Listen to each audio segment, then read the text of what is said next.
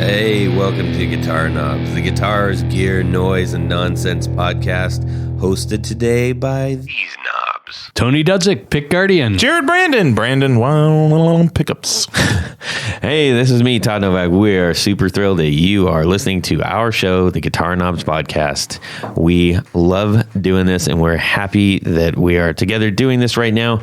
And all of the doing this is togetherness. It's so togethery.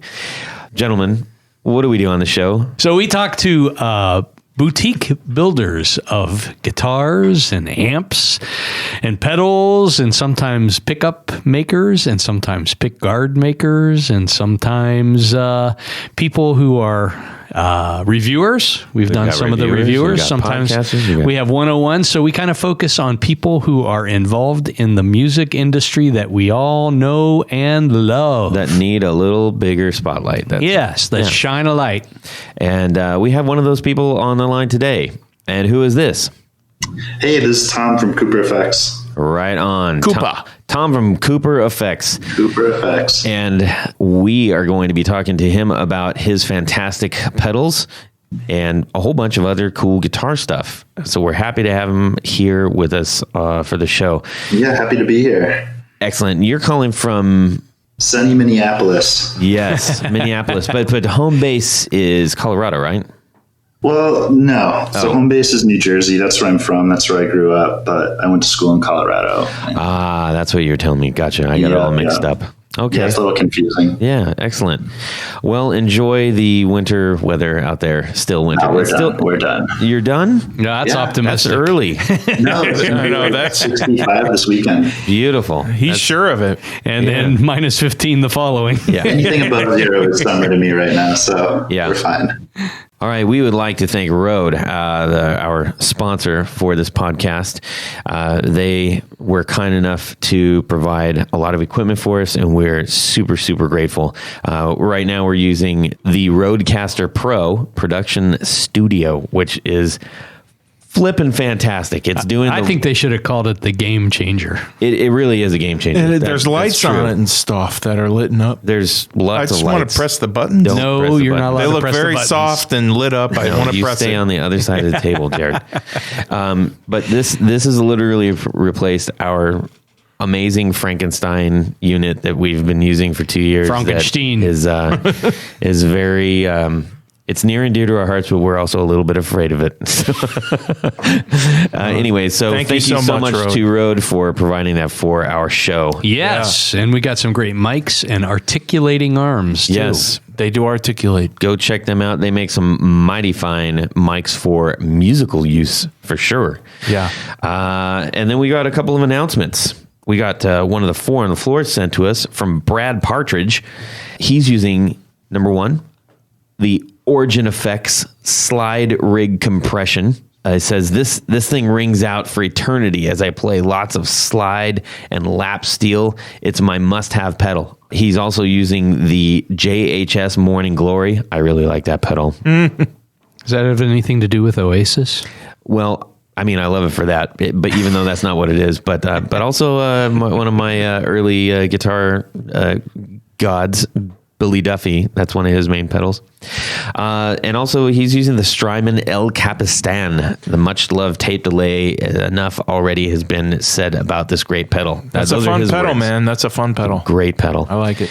The last one he's using is the Electro Harmonix Triangle Big Muff with the JHS mod. He says, it is not just right to have just a fuzz pedal on your board, and this does everything I need from slight fuzz to a totally splattered mosh. Okay. Says, thank you so much for opening up a whole world of boutique amps, guitars, and pedals into my life. I get totally inspired by every episode. We thank you for that. Oh, that's nice. Mr. Thank you. Brad Partridge. Hey, Brad. Thank you, Bubby and a sissy. Do you guys have any announcements there?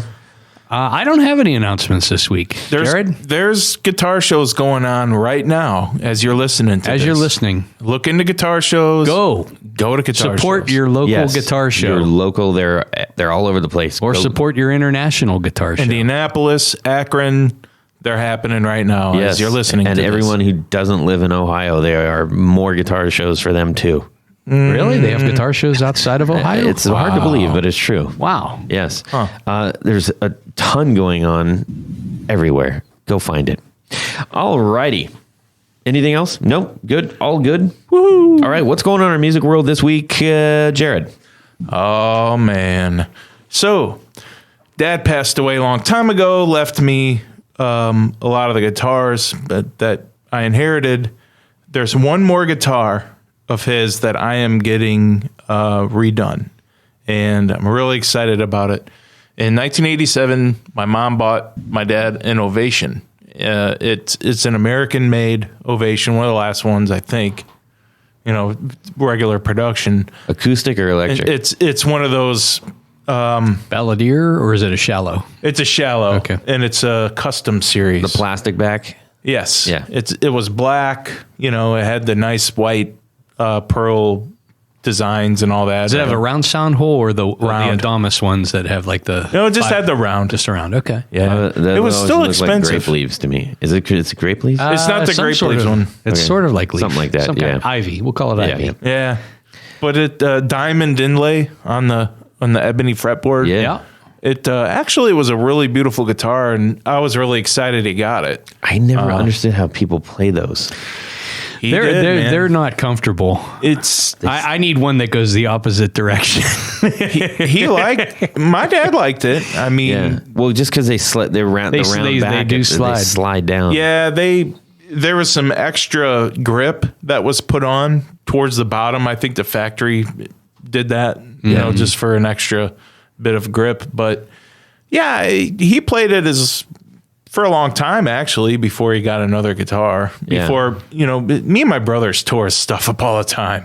I think wasn't it like Bon Jovi really kind of put that on the map, right? Yeah, they had a double neck that they used for Wanted Dead or Alive. Glenn Campbell. Campbell was he put it on the map. Man. He did in the 70s. So interestingly, so the people that made Ovation, Cayman, Caman, got into. They actually made helicopters. Oh. And they got the molded bowl process in the back is based on the rotor blades that they would make for helicopters. Wow, that's weird. So they jumped from making helicopters to making guitar, or at least a division went to making guitars. But they made some really wacky electrics too. Oh yeah, but they're very cool. They're fantastic. I've owned a couple of them, and some of them are actually pretty nice. I can picture the acoustic. I can't picture the electric. Oh yeah, there was like the Look Deacon, it up. It's fun. Deacon, the Breadwinner, the Viper. The Hurricane. They're really cool guitars, and I've owned a couple of them over the years, and they're really incredibly well made. There was one that wasn't so good. It was like a wooden core with plastic surround on it, and it just always felt weird. But some of the real wooden ones, like. Well, the Breadwinner is the oddball one. It looks kind of like a battle axe kind of thing. And those ones specifically, I believe Brady Smith from Old Blood Noise is kind of trying. I think he's quietly scooping them all up. they've had a couple posts. I'm like, that's like more than 3. Well, if you can find them, they are generally extremely well priced because too funky looking for me. Because nobody knows about them, Yeah. But actually, Ovation had a really good run in the 70s and in the 80s as well. And this one, that was my dad's. We just, I don't know, man.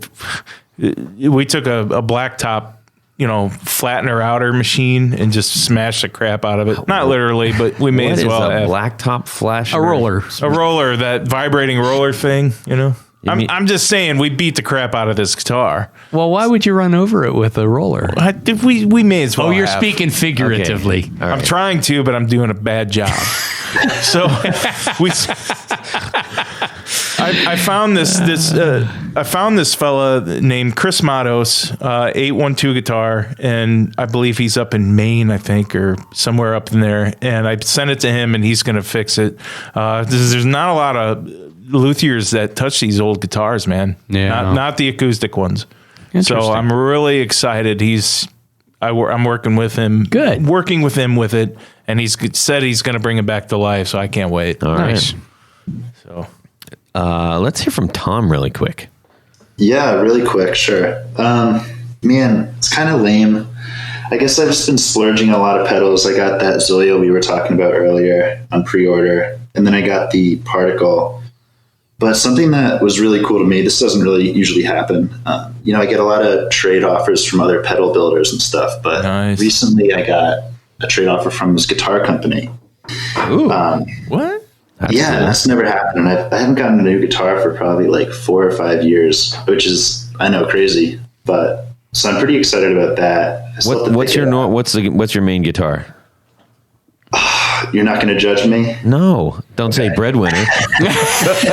Say Stratocaster. No. It's just this. It's the J Mascis Squire Jazzmaster. Hey, that's a great. Those guitar. are excellent guitars. Yeah, no, I love it. I love it. But people, hear Squire and they're like, "Oh boy." That is one of the better Squire models. I had a bunch of made in Japan Squire stuff, the Vista series over the years. I think it was better made than what was coming out of Fender proper at the time. Oh yeah, there's some really good. So yeah, if you can find any of the old, there's a certain serial number on the Strats. They're a 3-bolt neck, and they're made in Japan, and they are just incredible. I mean, even if you run across, I'm not advocating this. I'm just saying this is a thing. But so. Our friend Frank Daimle, we reference him often. He is one of the few people that actually do anodized pick guards. Mm-hmm. Beautiful, but they are so expensive to make. Oh yeah. And if you get a J Mascis, I found a place in Chicago that I can send for. We can post it on the website. Okay, yeah. And they looks like I haven't dealt with them personally, but it looks like they do really good work. It's still pretty expensive though. Well, nothing is cheap when it comes to. Well, what I'm saying is, for the cost of a J Mascis, you could actually just replace the pickguard and then sell it, and then get another guitar as well. Yeah, like legit. And interestingly, that pickguard will fit an American. An American. So really? Yes. I'm not advocating that. I'm just saying that is a thing. But anyways, cool. Do they still make that J Mascis, the not Squire one? Because that's what I really wanted when I got this guitar, but I think they stopped making it. I don't think it's in. Sparkle one? Yeah, I don't think that's in the lineup anymore. That was Fender. a cool one. But yeah, that was really cool. Okay, so anyways, back to your yes, guitar thing. Yeah, so anyways, now I just got to spend some time and sit down and pick out a guitar, which is something I haven't done for a long time. And I don't really know. I think I want an acoustic because it's playing electric is one thing, but it's just fun to have an acoustic to just dink around on, Okay, so the company that you're referencing makes both acoustic and electric? Yeah. Okay, and we're not going to pressure you to release the name of who that is. Yeah, no, I just totally okay. I don't know what they want. Yeah, don't even worry about it. Okay. What is the name? Do they make an acoustic? It rhymes with Schnipson. That's really interesting. All right. Just kidding. How about Antoine? Well, last time we got together, I was talking about how I was in the middle of rewiring 4 guitar projects, 2 of which are Rickenbacker style. So I like to use 250K tone pots and 500K volume pots, and also there's a blender, a 5th knob on a Rickenbacker. So I'm working on 2 of those and put them kind of like Mark Wahlberg's third nipple. Yeah, exactly. and that, the blend control is about as useful. I had to say that because that was in the last one. How do you mother for me? Okay, go ahead. So this is the first time this has ever happened. So I wired everything up, and on each of the guitars, one of the pots was not working. And I'm looking, I tear them apart, lift the guard. Yeah, it's wired right. So I pull the pots that I think are bad, and lo and behold, 2 out of 6 pots were bad pots. Wow. These are CTS pots. I don't know what, I mean, something bad must have happened at the factory that week.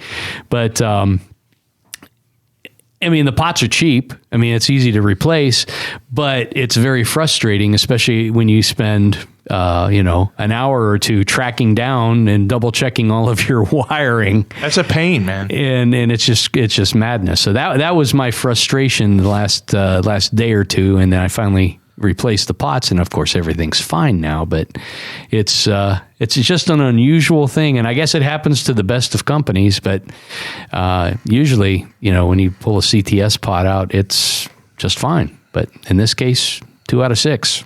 Interesting. 33%. 33% bad. That's a lot bad.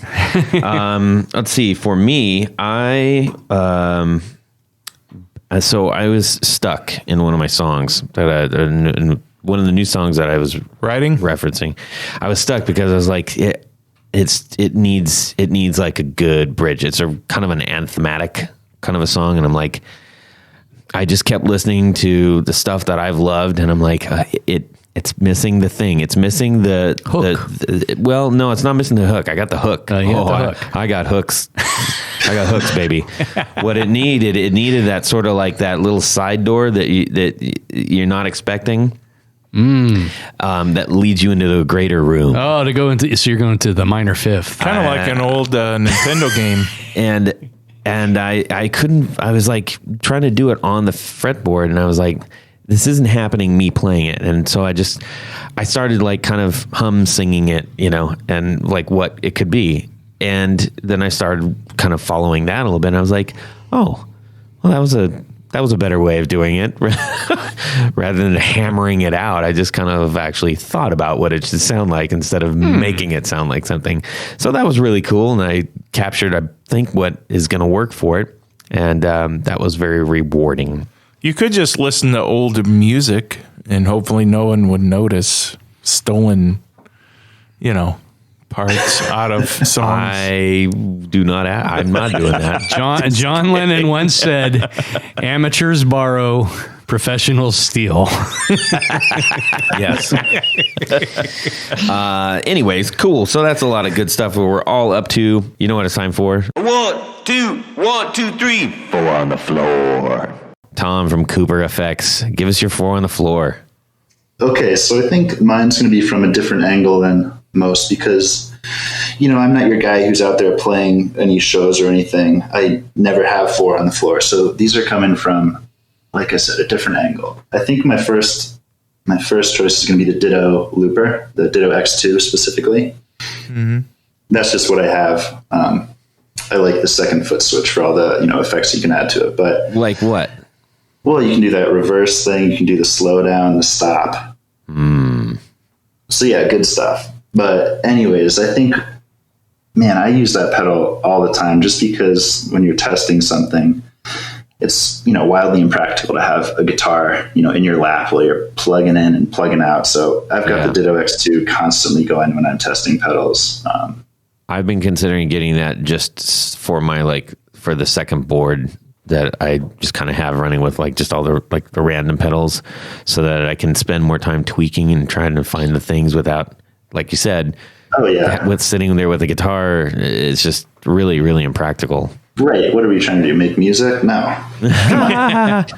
But I mean, it's, the mix between super simple, but it's also got those, couple effects, which makes it really fun and, a little less monotonous when you are just running the same loop for hours through these pedals while you're testing them. So that's my first one. It's pretty practical, I think. Does the looping actually inspire any of the sounds that you're creating? No, I wouldn't say so. Okay. But I mean, even when I do, have the rare moment when I sit down and play music, it is always through the Ditto. And, I just love, layering, a little guitar here, a little guitar there, just messing around with it for a while. Right. You can get lost with that one pedal, and that's kind of, special. Cool. Right on. What's number 2? So I think number 2 for me is the Montreal Assembly Count to 5. That's been on a few times. Has it? Yeah. Well, what I think is special for me about it is first off, Montreal Assembly, they're kind of one of those companies that I've always looked up to. They do the coolest stuff, and they did it way before anyone else was doing weird stuff. man, it was probably like 8 years ago, I got this NASA Attribute, which was like an arpeggiator pedal they put out. And that was wild for the time, and still would be wild. But anyways, the count to 5 is, I think it kind of marks a really important moment in, guitar pedal culture, maybe. It's kind of this instance where you see, okay, this is a really weird effect, and this is really becoming something that people want to use. I mean, you just see how wildly popular it was, and everything Montreal Assembly does is just so unique, from the way they market, the way they sell. They're like the anti-pedal.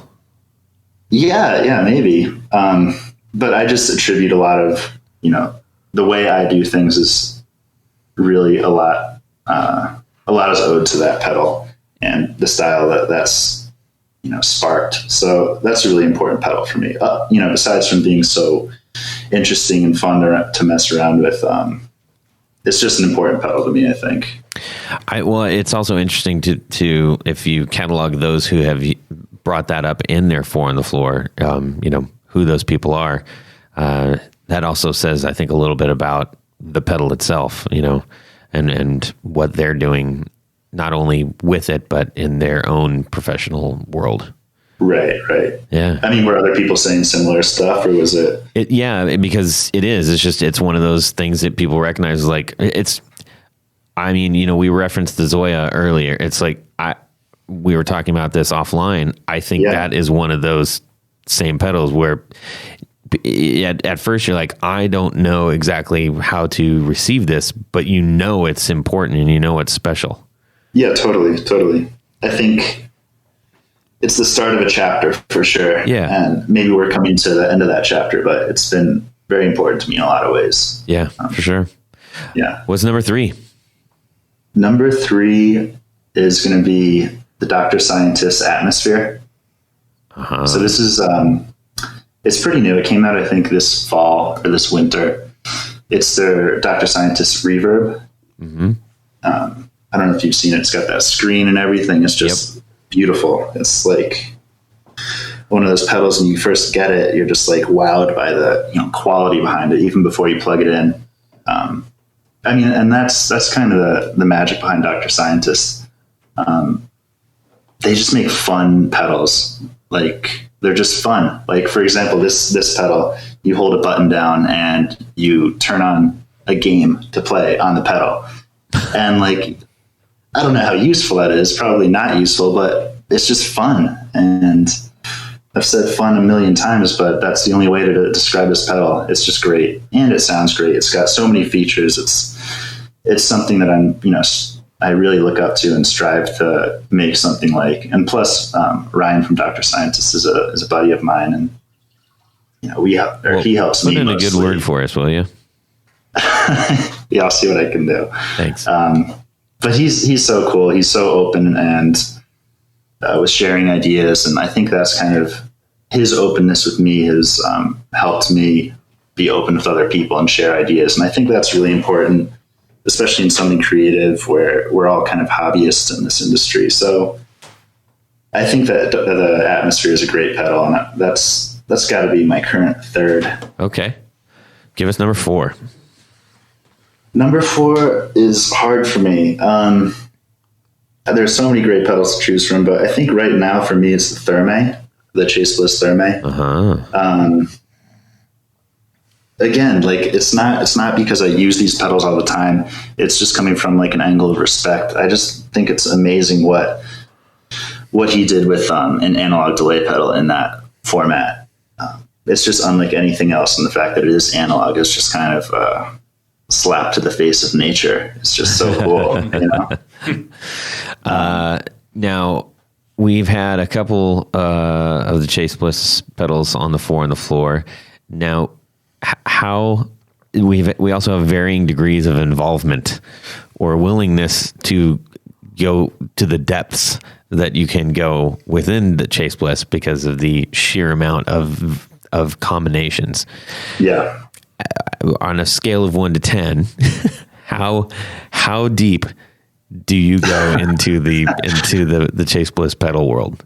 Oh man. Well, the Therme, I'll be totally honest with you. I don't know how to work it, but That's what everybody says. I have the accident. I plug in and it sounds awesome every time. Right. Right. I kind of get it. It's just a little not confusing. It's just the nature of the pedal. But on a scale of 1 to 10, I'd say a 1. Scratching the surface. Yeah. I think I turn it on and just tune out. that's a common theme. great. That's a common theme.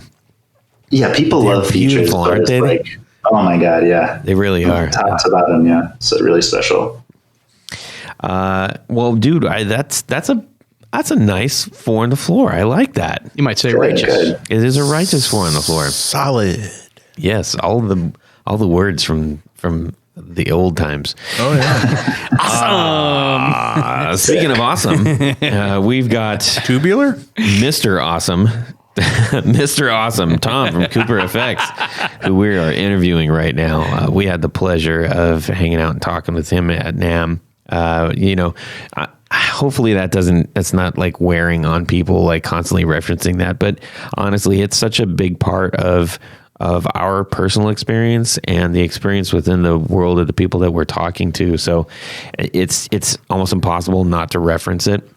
But you have to go But there's to nothing NAMM. wrong with that because NAMM is like the gathering It's place. it. Yeah. I mean, especially the winter NAMM. I mean, that one is everybody is there. Yeah. And You think need of to NAMM? go. Sorry, Tom. What'd you think of NAMM? Did you like it? it's all right. I loved it, man. NAMM is Could have everything. been bigger. It was awesome this past NAMM. It was, Fender had a new thing going and Gibson had a new thing going. Yeah. I mean, it was huge. I thought that I hadn't been to the California show for 2, maybe 3 years, and I was just kind of shocked at how much more it grew. Even where they've added that whole microphone and AV section in a separate building now. A new building, yeah. Yeah, I mean, I was just amazed, and I mean, we were all just tired, tired like crazy because I mean, it was just nonstop walking. I met the guy who invented the Mellotron Oh, no way. keyboard. Yeah, it was awesome meeting that guy. I He's had still no around? idea I was going to meet him. He was there. He was just there at the. Actually, really he cool. was in the keyboard microphone area, not where all the guitars and stuff were. I got Yeah, a selfie with Michelangelo Battio. Okay, so I obviously spent almost the entire 3 days in the same area that all the pedal guys and the guitars, all the pedals and all the guitars. I didn't live. What are we gonna do? That's my world, man. So It's always better than Drum World. but Oh my goodness, yes. I found it, personally, really satisfying to be able to actually sit in there and talk and connect with people like yourself who, we've talked for quite a while saying like, hey, let's do the show and everything. So then to go and just, have a little bit of time just actually conversing face to face is great. So one of the things that I found interesting about what you're doing is that, and I used the term, we were talking offline, I used the term that, you dropped into the pedal world and kind of took 2 steps to the left real quick. You didn't start out with the standard line of like, here's my overdrive, here's my fuzz, here's my delay, here's my reverb, and then went to the crazy business. Yeah, yeah. So could you just enlighten us a little bit about your approach? I'm really not a musician. I'm not a guitar player. I mean, I do play guitar, but music has never been my primary focus. It's just more, I would hear a sound in a song and I'd be like, oh, that's cool. How'd they make that? Or how'd they do that? And so I'm coming from that angle. So I don't know if it's a disadvantage or advantage, but I don't think of it like, okay, I need to design a really good overdrive because I need to use an overdrive for this show or something. Right. I come from it like, okay, that's a really interesting sound. I wonder how I can make that into hardware setup. That is a very interesting angle because most things are made out of necessity, which you're making things completely not out of necessity. Yeah, totally. Right? It's just kind of well, I kind of want to make that sound, so let's try to make it. Yeah. It's not coming from any practical need at all. So I think that's kind of why my things are a little different. Right. Now, what is your background that gives you the ability to make some of these? Surely you have to have some kind of background that enables you to do this. No, I think the Awesome. truth is... Totally got that wrong. No, I mean, I swear, if you ask like 90% of other people in this field, it's like, okay, how'd you learn to do this? And it's like, I don't know. I just kind of figured it out. Yeah, I did make the mistake of asking John Schneider that. Well, yeah. Drink. Obviously he's got the background. Same thing with our pal Mike Trombley. It's like he's born to do that. He's dedicated his adult education. Doesn't he have a master's or something like that? Yeah, he's got a master's in electrical engineering. Yeah, I mean, he's super duper smart. So I mean, I don't claim to be any expert on anything. I'm kind of a hack at everything I do, and it's just worked out a little bit. So you have no electronic background?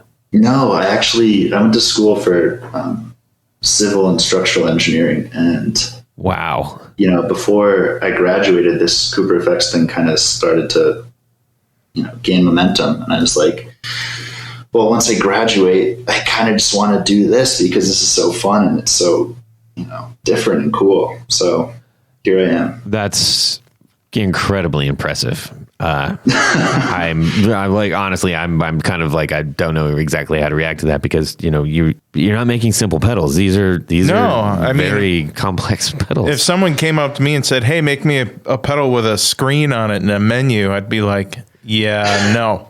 Not happening. Well, I mean, everything is, you learn it by piecemeal. I'm still learning every day. I learn something new. Yeah. Well, that's a great approach.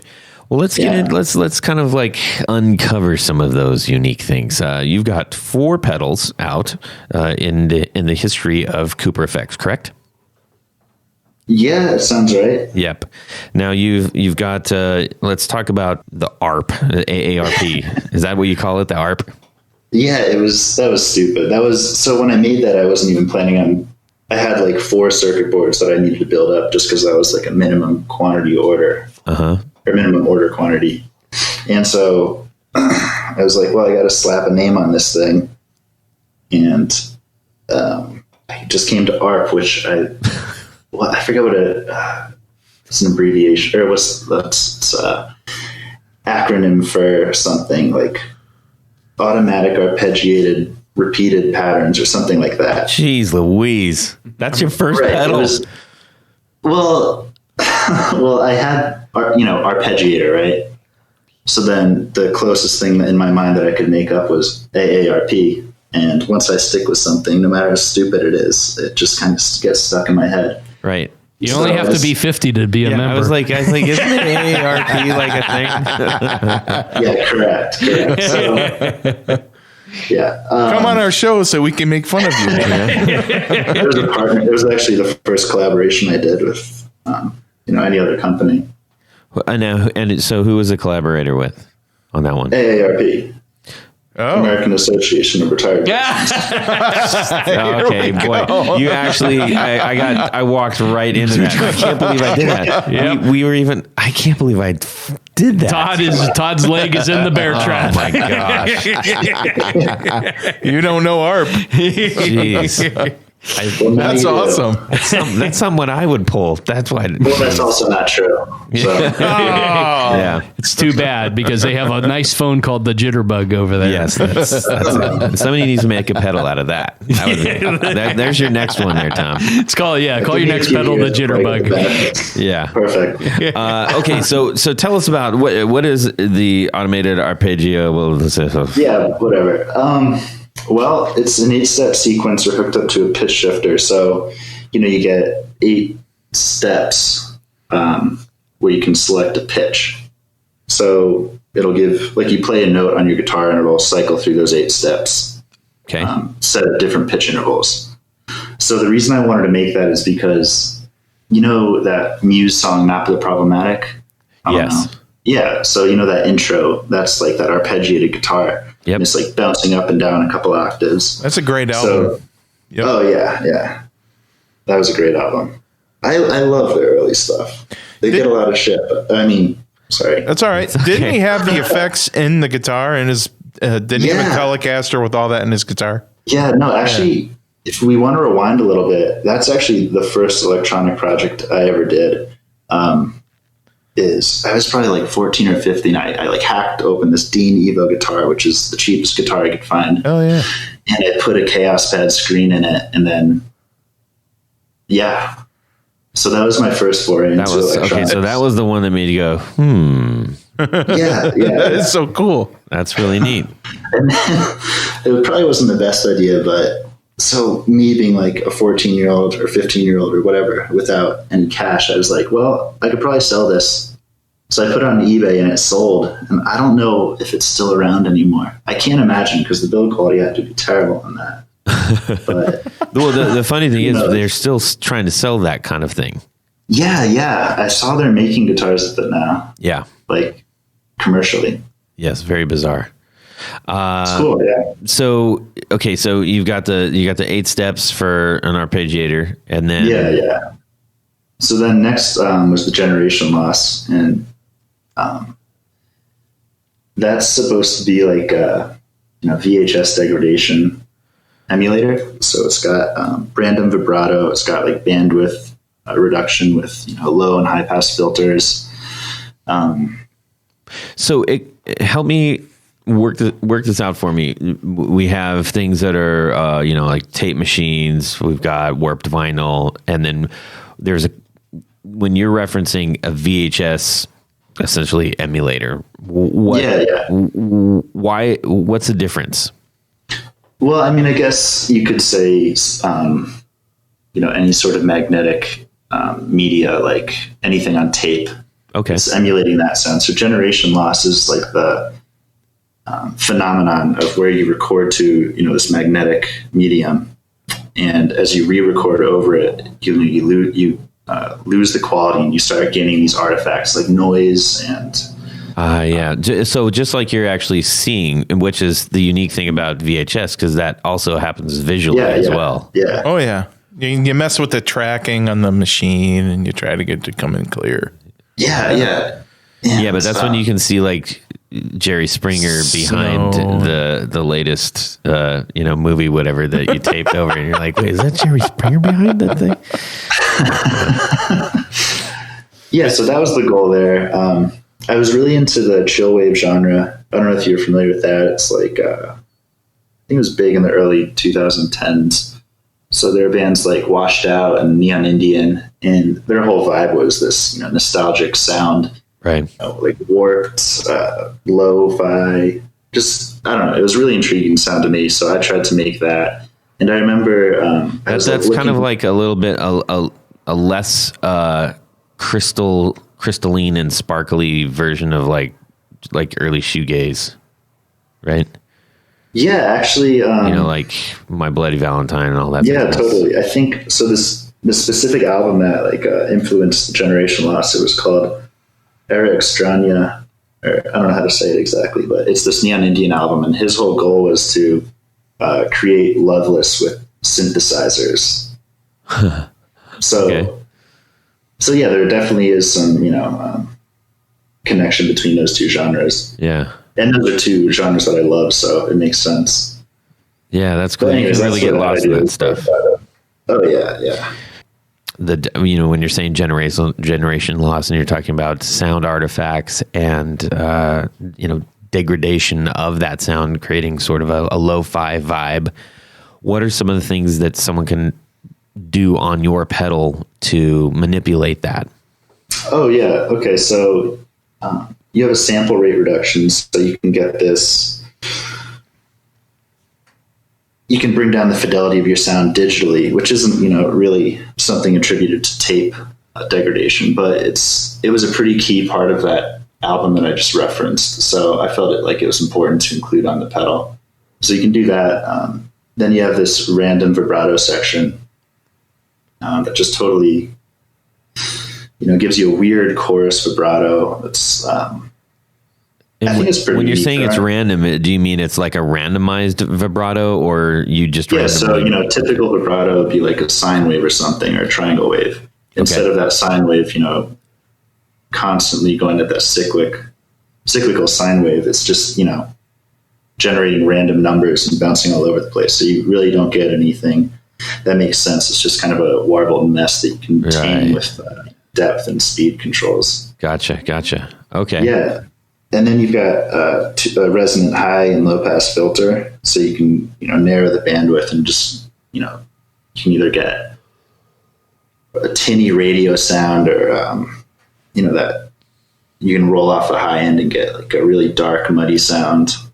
And then to top it off, you have this noise generator, which I'd almost say it's like a flutter vibrato because it's going at such a fast rate. You get these weird noise artifacts that kind of melt into your signal and just introduce more random pitch fluctuations and just kind of makes it all messier, which, on paper it sounds, something you don't want, but... Right. That sounds like a great name for a pedal, man. Melt. You should make that pedal. Melt. All right. Do it. Go do it. So, yeah. I'm just thinking of grilled cheese. Melt. People might have seen on your Instagram, you just had like 1,000 boxes of the generation loss. With people really like this one, which is cool. I'm really happy with how into it people are. That's good. Well, and it's also because it's not a one of the big five kind of style of pedals, so it is off to the left, and people are picking it up. That's really great, man. Yeah. So, like I said, I'm just doing this as a hobbyist, basically. So I don't have any real technical talent. So the only way I can stand out is by making something that's different. Right. And so that's kind of been my whole strategy from the beginning. Awesome. That's a heck of a pedal for just being a hobby. Seriously. Yeah. Well, wait till we get to these other ones that are just hobbies. You know what I'm saying? So let's talk about the Outward. Yeah. So, man, I'm really close to being done with this new version of the Outward, but the concept there was just a weird sampling device. So sample your audio, in different ways. And play it back in different ways. So the first few modes will sample it based on like an envelope or an LFO. So for example, you strum something and then release what you just played, and it will infinitely repeat what you just played. So it's like a sample. It samples when your envelope crosses a certain threshold, and then it will just infinitely repeat that. Another mode would be like an LFO doing that same thing. So like when the LFO hits the top point of its cycle, it'll sample something, and then when it's on the opposite end of the cycle, it'll play that sample back continuously. Sort of like the old game where you watch the little cube bounce off all the four walls, where it just starts to make different patterns, but it's repeating. Maybe that's just in my head. Are you talking about Pong? Well, yeah, not just Pong, but there's other, I think it was, old screensaver stuff. You just watch it. Oh, yeah. Kind of like a carom or a billiard style. Like you just watch it begins to make its own patterns based on where it's rebounding. Yeah. And you want it to get in the corner. Right. But it never does. It never does. Yes. Nope. Now, why did you call that the Outward? Oh, man. Good question. So the generation loss, I feel like, is the only name I've ever thought was good. These other ones, I just are like, oh man, do I have to name this? Can't it just be like pedal number 2? Did you look up and just read something and it said Outward? No, I think what happened was I sent the pedal to one of my friends, and I was like, hey, here are the sounds. Like, can you come up with a name for this? And he sent me a list, and I just chose Outward. Okay. Well, that's something, isn't it? It's something, yeah. It's something. That's actually not a bad idea. Yeah. Yeah, so, I'm when you're not creative in that way, so whatever I can outsource is great. That's so smart. When you're talking about your second version of this, what's different? Yeah, so, on the second version, in the first version, I had some, feedback. For example, like there's, some technical things that I messed up on the first one that kind of led to me discontinuing it in the first place and reworking it. So a lot of people weren't happy with this volume drop because I just had a bad mix circuit on there, and that was my fault. And I kind of just didn't even notice it when I was testing it, just because I play it one way, and that's not how everyone else plays it. So by volume drop, you mean like when you engage, you hear a drop in your actual volume? Yeah. So there's the mix control, and if you have the mix control turned up, which is how I always use it, you're fine. But once you start introducing the dry signal, you get some issues. Gotcha. Which, it's a stupid mistake I made, but that's the reason I pulled it. And I've added a lot of stuff to it, including that fix. But, you can never get anything right the first time you do it. So, yeah, it's taken us 126 times. So we're still. So, yeah, I'm sure you'll see a lot of revisions from me in the future, but I'm trying not to do that as much. Just get it right the first time. But I think that's great. I feel like we see a lot of people doing that now, where they're doing shorter runs. They're not just saying this is the thing and it will always be the thing. Mm-hmm. There's quite a few builders out there that are saying that are doing like, oh, here's the next version of this, or here's this run where they can, make several hundred, a large batch, and then go back and say, I need to tweak that one thing. But then the next one that comes out, it's like in a different color, or it doesn't have to be just concretely created. Yeah. And like I said, I think for a lot of people, this is a learning process. It's continual.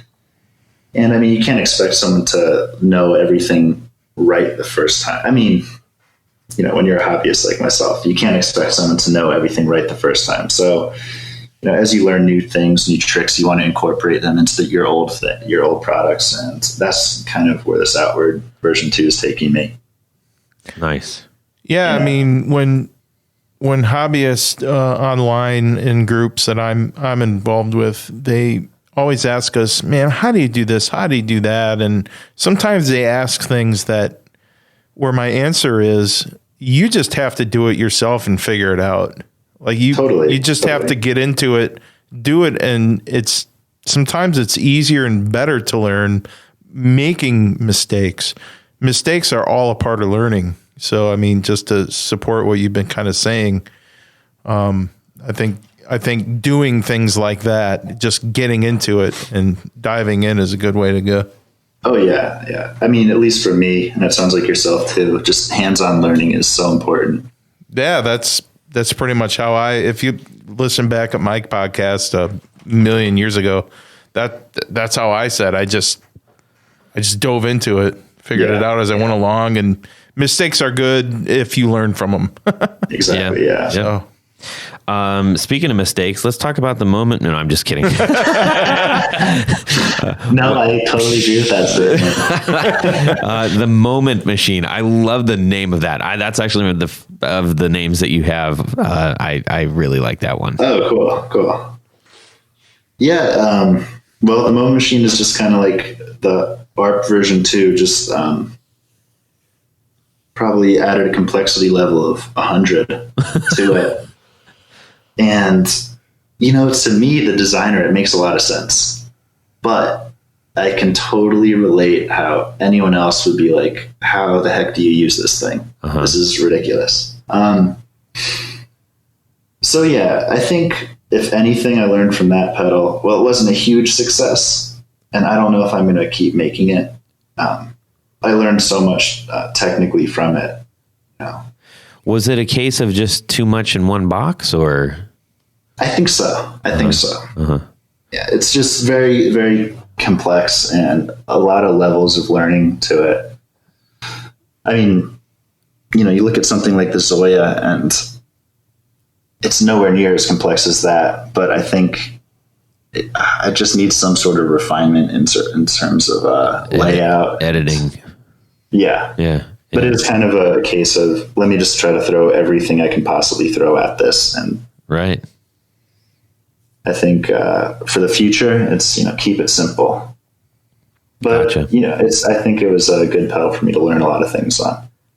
All right, do you think that there's some things that you would break out of that Moment Machine into a new pedal? Yeah, totally. I mean, the whole core of that pedal, the digital processor within it is going to be in this next outward revision. Oh, cool. Okay. Yeah, so there's just a lot of little tricks I learned from that. It's probably worth mentioning if you are considering getting one of these pedals, this is not necessarily these are not really power chord style or pedals. They're more for color. Is that a fair assessment? Yeah, I totally think that's fair. So anybody that jumps on, and that's sort of I'm the dumb guy that walks up to the pedals, then straps on and starts playing the stuff. And then I'm like, oh, wait, this is not meant for that. And then I have to take a step back and kind of recalibrate and go, okay, so what would be my approach with this particular thing?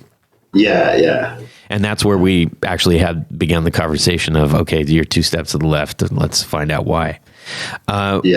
So tell us about the significance of the name Cooper Effects. Yeah, so Cooper's my dog. I like him a lot. I love him, you might even say. And so, like I said, when I was, selling those first couple AARPs, I just had to slap a name on it, and he was just the first thing that came to mind. So I was like, yeah, sure, Cooper Effects, let's roll with it. And that's kind of stuck. And people, I think the most fun part about this whole experience for me has been how much other people are like, hey, dude, I love your dog. Your dog's great. And it's just like, yeah, he is. He's a good guy. Yeah. Well, and you feature him quite a bit in your social. He's like always in. You're like the Bush's beans of pedals. Well, that's the first. Yeah. Head for the mountains of Bush. That's a different kind of Bush. I mean, so I think the whole thought there is like, I don't like to put my face out there. I don't like to be the whole face for the thing. So let's make it a dog. Right. Love the dogs. Can't go wrong with a dog. You got Jared and Tony are dog people. Yep. I got Bert and Ernie at home. I've got Marvin and Cody. Yeah. What are all those guys? I got a pug. I got a pug, and I got a pug dachshund mix. Oh, cool. And I've got a Corgi Pomeranian and an Australian Shepherd Poodle mix. Oh, wow. What's Cooper? A golden retriever? Yeah, he's a golden. Okay. Yeah. And I have 3 kids. I have a dog allergy. Oh, Todd, come on. Yeah. I hear you. Well, and I love the fact that he's on not only your logo, but he's actually on your circuit boards, which is really cool. Yeah. That's neat.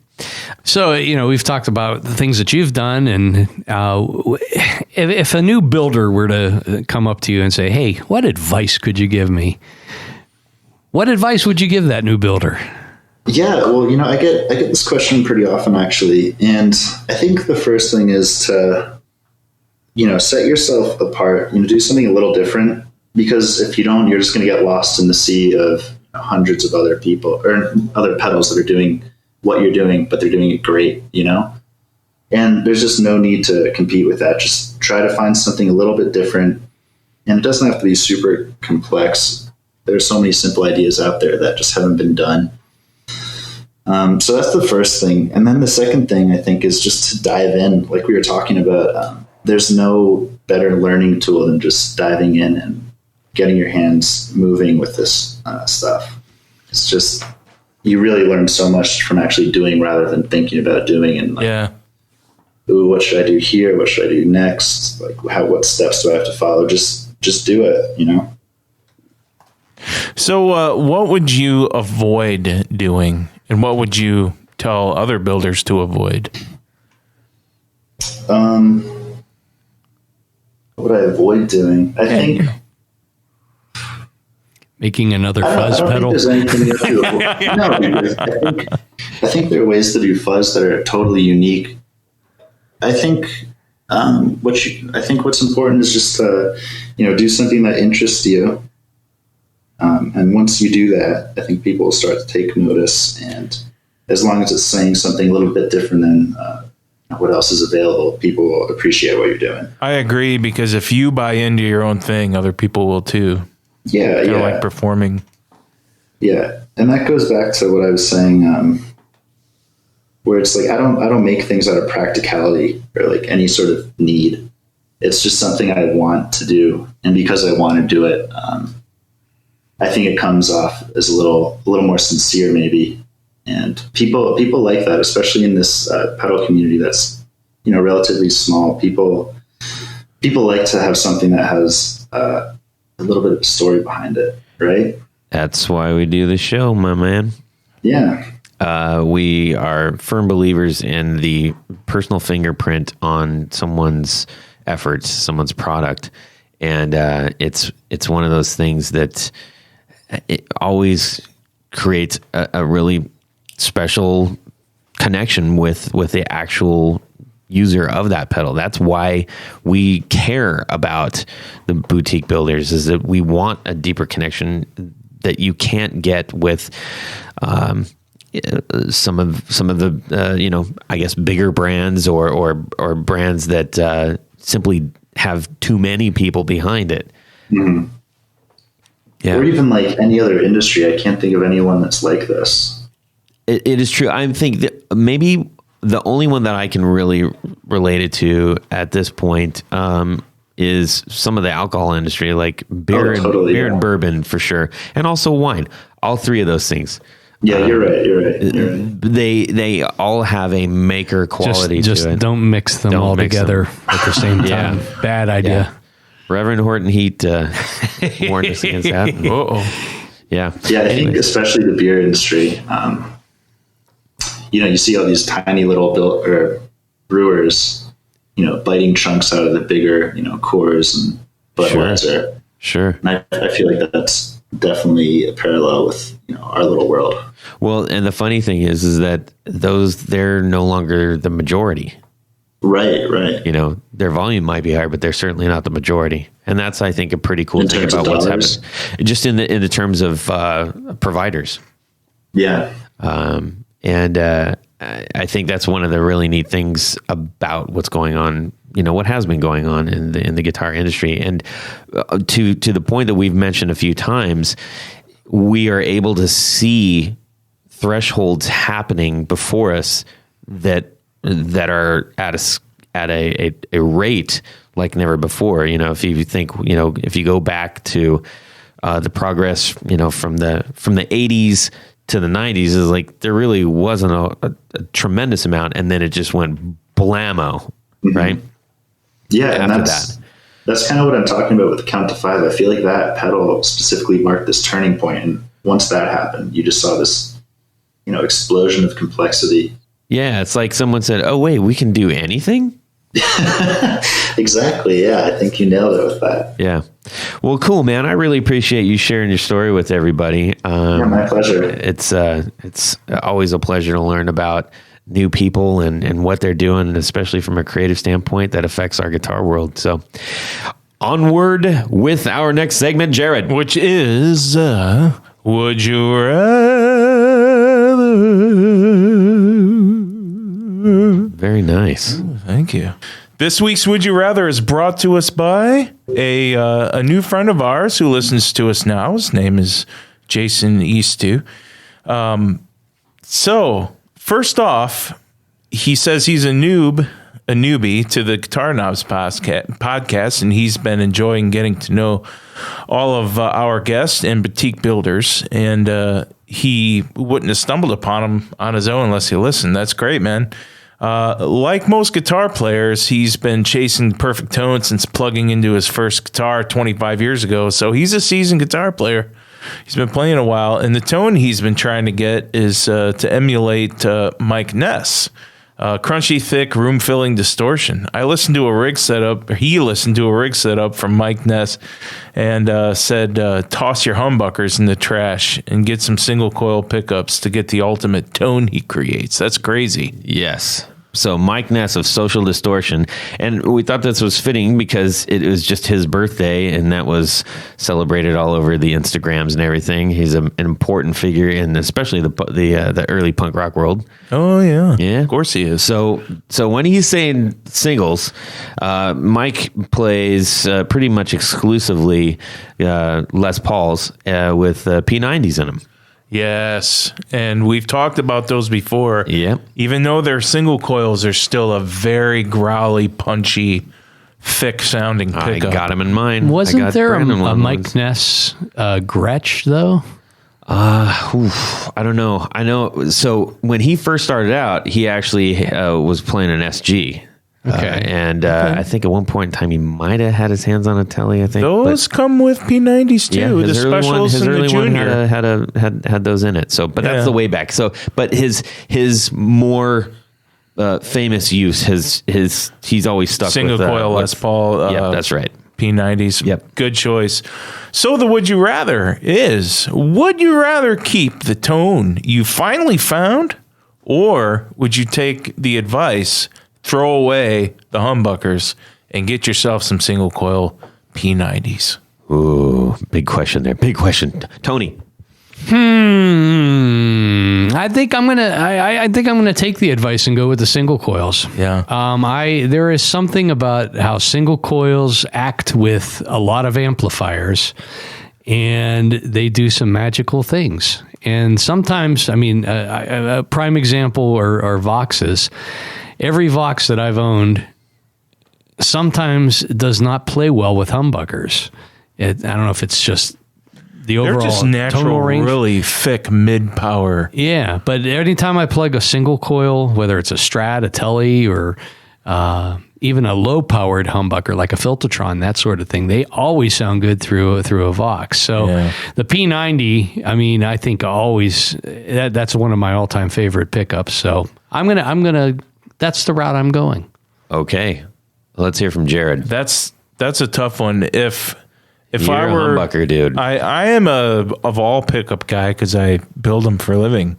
However, in this case, if this was Mike Ness telling me this, I would take his advice because, obviously he knows what he likes, right? Sure. And if I was trying to get that Mike Ness sound, Yeah. I would not only, throw those humbuckers away and get the P90s, but I would ask him everything else that he has. Yeah. If I was trying to get it, and how big is your room? And is it drywall? Is it brick? I would just go all out and ask him because that's kind of a nerd Sure. I am. All right. Well, I think the other thing that we're missing the information is, obviously amp usage plays a little bit of a Amps, part in that too. effects, But and all that kind of thing. Tom, how about yourself?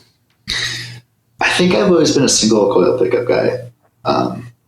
I just like the way P90s look to begin with, let alone the sound. Yeah. And I've never drived with any guitar that has had humbuckers in it. I don't know if it's because of the humbuckers or just the guitar, but single coils just speak to me in a different way. So definitely the single coil. Dig it. I am doing the same dang thing because I've actually run into that. So Wow. I've done that. I do really, really love my P90s. Thank you, Jared, for doing that. Thank you. I want to say one more thing before we branch off of this, is that there have been humbuckers that are low impedance, like 4 or 5K, that would probably work through the Vox and work through, but they're, designed to run through a lot of different circuits and whatnot. Yeah. But I just wanted to I appreciate add that little nugget of info about and just humbuckers. on a little branch off of the Social Distortion, I had I'm getting to school my daughters in the history of rock and roll. They love it. And I was editing the podcast the other night, and my daughter couldn't sleep, and she came down and was talking to me, and we just started talking about some stuff, and I don't know why I was thinking about it, but I wanted to show her like the evolution, the creation, the genesis of a song. And there's a great documentary called Another State of Mind that catalogs, or not catalogs, but they follow a handful of Documents. Documents. That's the word, because it's documentary. It's a rockumentary. And they basically follow a couple of punk bands around, and Social Distortion, the very, very, very earliest stage that they were in. It follows them around, and I just remember there's sort of a pivotal point in the movie where you see Mike Ness kind of like just scratching out this tune, and watching that evolve. And I showed that to her, and it was the song "Another State of Mind," which is my favorite Social Distortion song. And then I showed her like the current live version of it. So she saw, a beat up, like scraggly kid on a stairwell playing a completely haggard guitar, making just not great sound, trying to create the song, into like in front of a full live audience, just tearing it up. And it was just like a real cool moment that she was able to see, like, she hears me doing that at home, but it was another thing to see an actual like good famous person doing it. So anyways, I thought I'd pass that along. So take time and do that with your peoples or your dogs if you have them. I'm sure they'd appreciate it too. All right, we got a couple things. We have a couple people to thank, and then we have a lot of people to thank. Yeah, I mean, this list is it's getting redonkulous. Yeah. But Nice. that's good. That's always a good thing. Yep. So at this point in the show, we like to thank a special group of people who help support the podcast by going on to Patreon. And one of the nicest, highest levels that you can participate in is the executive producer. And you get T-shirts, stickers, barefoot button, picks, you name it. There's a big package. But one of the nicest things that happens, Jared, is what? You get to have your name read on the thing, man. You get your name read on the thing. So that's what I'm going to do right now. Yes. Thank you, and more thank yous to Tom Barazin. Yes. Martin Cliff, David Wolfson, Matt Brammer, Carlos Mancha, Pete Marshall, Robin Smith, John Daly, Oliver Gonzalez, Sean S. Chris Kearney, Robert Marfleet, Darren Gregory, Doug Christ, Michael Van Zant, Brad Partridge, Corey Nigro, Ken Sayers, Jonathan Jerusik, Brian Robison, Michael Senchuk, Michael McVeigh, Rick Langlu, Stefan Lamb, Johnny Knowles, Anthony Lathrop, John Anglin, Tyler Bray, Tig Harmon, and our newest and bestest friend, drum roll, Mr. Christopher Heidel. Christopher Heidel, Hey, welcome. Welcome on board. Thank you. You're in good company. Everybody, thank you so very much. We say it all the time. It helps us tremendously, and we are just so very grateful for your help and listening. Even if you're not helping, boy, do we appreciate you listening, and we would love your comments, and send us a word. Even if you're just saying, like the show, thanks. It makes our day. It really does. All right, Tom, where can people find you? Yes, I think you can mostly find me just on Instagram at cooper.fx, or you can email me at tom@cooperfx.com. Okay, and what's the best way to get your pedals? I'm working on it. Just be patient. I've got a pre-order for the Generation Loss opened up now. I saw that on the website. Yeah, I'll probably leave that open for a few more days before I close it off. I think it's otherwise. I just want to point out, like, if you do go to the website and you see like this is out of stock or this is on pre-order, it doesn't mean that you're doing this as a hobby, so you don't necessarily have a warehouse of back stock. Right. Like I'm making a living out of it, but it's I can't just order 10,000 circuit boards at a time. Right. Cool. It's smaller batches, and they just tend to be eaten up. So yeah, it's a good problem to have. If you follow you on Instagram, you can find out like what you're building so that you have an idea of when those are going to be. Yeah. And I always give, a good couple of weeks in advance heads up that they're going to be available. Too true. Tony, how about yourself? Oh, well, let's just say you want to have a custom pickguard made. I do. You want to change, you want to put some P90s in. I do. Get rid of those silly humbuckers and get some P90s in there. Go over to pickguardian.com and you can contact me through there. You can see some of the work I do, some kind of more or less stock items. And if you want to see some of the projects we talk about here, including ones with bad CTS pots, you can go over to Instagram and go to @pickguardian and the number 1. If you can't pay him fully, don't send him a bank statement. Oh, the latest! Oh my goodness, The latest scam. The latest scam. This we're going off base here, but Sorry. I sent a copy to Jared. So in the past 2 days, I've gotten 4 of these bogus emails from the United Kingdom, and it says I was unable to process, but it shows up on my bank statement. Click here, and on the bank statement is this awful. I didn't click on it, but I'm sure it takes you ran to a virus and very bad thing. a virus scan. boy. So I sent a copy to Jared just in case. Beware, I everyone. scrubbed it, of course, because I was afraid Jared would click on the bank statement. Yeah. But anyhow, All right. how about you, Jared? Where can people find you? Well, if you guys are looking for some new pickups or new old looking pickups to match your old guitar, come to Brandon Pickups and I'll fix you right up. You have any questions, just throw me an email or message me on Instagram and check out all those pictures too there. And BrandonPickups.com. There you go. You can shoot me a message at Todd@theguitarknobs.com, or you can DM me on Instagram. I spend an awful lot of time there, and I love hearing from everyone out there. All right, gentlemen, this has been a fun time. I think hopefully everybody listening will agree. And Tom, we sure appreciate you spending time with us. Oh, yeah, my pleasure. Everybody have a great guitar week. We'll talk to you soon, and subscribe. Yeah. Check 1, 2, 3. Yeah. Estu, Eastu, Esta, Easta, S2. Estu. Yeah. Is it Just go with something? No, don't. Tony. Say S2. Easter. Better. Oh, I'm good, man. Okay. There you go. All right. Clap. Take 15. Oh, you're seeing the dirty underbelly. Hang on. S2. Okay, here we go. Last time. I am the man. Well, that's it for these knobs.